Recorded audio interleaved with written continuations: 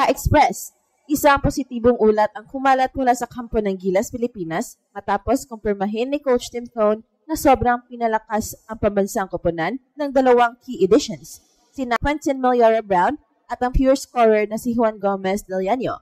Ang dalawang manlalarong ito ay naghatid ng big-time upgrade sa roster, parehong defensively and offensively habang naghahanda ang Gilas para sa susunod na international window at mga malalaking torneo.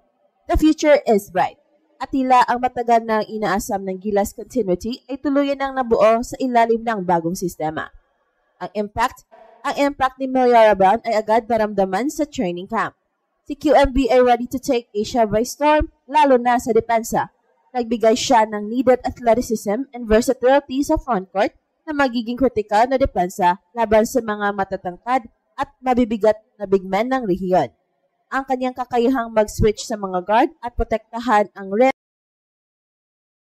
ay isang malaking development na pinuri ni Cone. Ang kanyang presensya ay nagpapabawas din ng pressure sa iba pang big men ng team. At syempre sa frontline, ang presensya ni QMB ay mas lalong nagpapatindi sa kahalagahan ng ating anchor. Ang tambalan ni QMB and Kai Sotto ay nagbibigay sa Gilas ng depth na matagal nang hinahanap. Sa opensa naman, si Juan Gomez del Llano ay ripe to be one of the best offensive options. Siya ay ipinakitang pure scorer, most athletic at may something to prove matapos ang ilang taong paglalaro sa ibang bansa. Ayon sa ulat, pinabilib niya ang coaching staff sa kanyang ability to create shots at ang kanyang clutch mentality. Ang kanyang offensive firepower ay magiging balanse sa defensive prowess ni QMB. Ang dual upgrade na ito ay nagpapakita na ang Gilas ay gumagawa ng seryosong hakbang upang makipagsabayan hindi lang sa Southeast Asia kundi sa buong kontinente. Ang focus ngayon ay sa pagbuo ng chemistry bago sumabak sa schedule ng mga qualifiers. Ang pagkilala ni Coach Tim Cone sa impact ni Quentin Millora-Brown and Juan Gomez del Llano ay nagpapatunay na ang Gilas Pilipinas ay pumasok sa isang bagong yugto ng strategic refinement. Sa purely analysis, ang pagdaragdag sa dalawang ito ay lumulutas sa dalawang matinding structural issue ng koponan sa mga nakaraang international na torneo, ang lack of front-court depth at ang inconsistent secondary shot creation. Si Quentin Millora-Brown, ang naturalized player, ay nagdadala ng big-time upgrade sa depensa. Ang kanyang pinakamahalagang contribution ay ang kanyang defensive versatility. Sa modernong basketball, ang kakayahan ng isang big man na mag-switch sa mga guards sa perimeter ay critical laban sa mga kalaban na gumagamit ng pick and roll. Si QMB ay may foot speed and lateral quickness upang gawin ito nang hindi nagkukompromiso ang depensa. Ang presensya niya ay nagpapahintulot kay Cone na gumamit ng iba't ibang defensive schemes mula sa drop coverage hanggang sa full switch depende sa kalaban.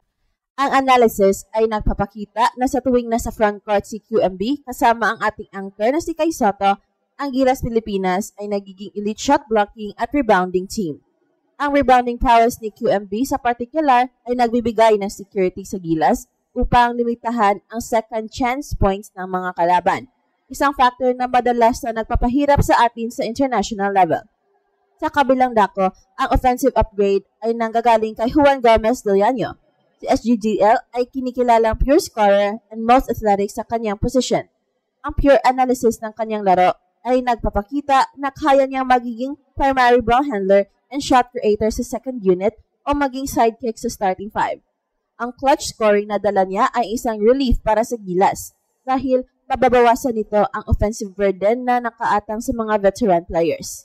Ang kanyang ability to create space para sa kanyang jumper at ang kanyang aggressiveness sa pag-atake sa rim ay nagbibigay ng consistent scoring threat na reliable kahit mabigat ang depensa ng kalaban.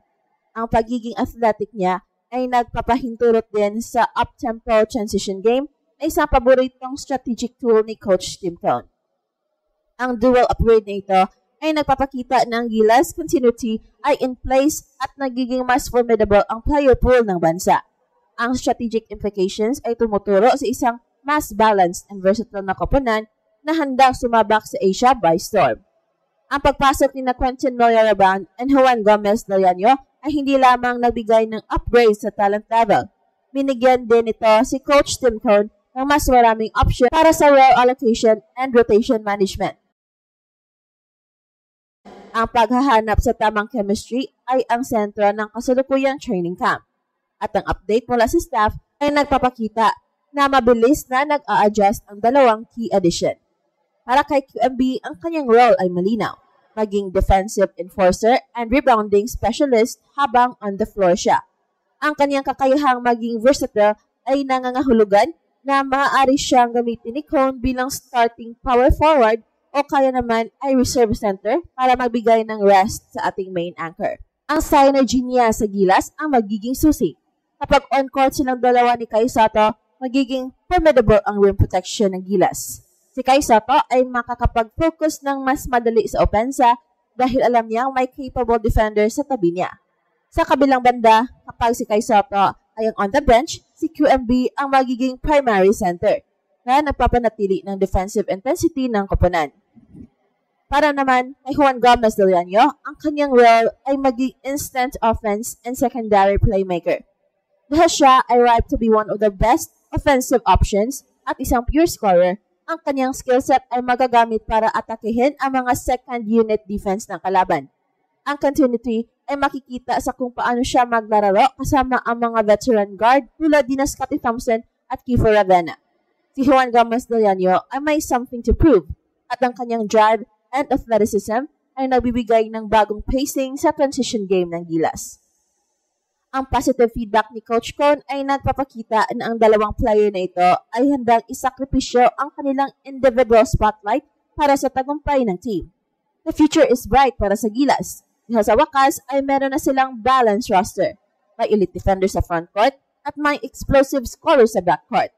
Ang pagpapatibay sa chemistry ng mga bagong players sa existing system ang magiging final stage ng preparasyon para sa tournament overview. Ang big-time upgrade na dala ni na Quentin Moyora-Brown and Juan Gomez del Llano ay hindi lamang nagpapalakas sa current roster, kundi nagpapatibay din sa long-term vision ni Coach Tim Cone para sa Gilas Pilipinas.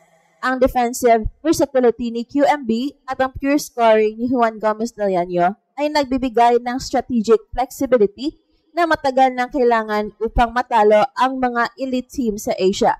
Sa gitna ng lahat ng development na ito, nananatili ang katotohanan. Mas malakas na ang Gilas. Ang dynamic trio na ito, kasama ang mga veteran player, ay nagpapahiwatig na ang Gilas continuity ay in place at ang future is bright.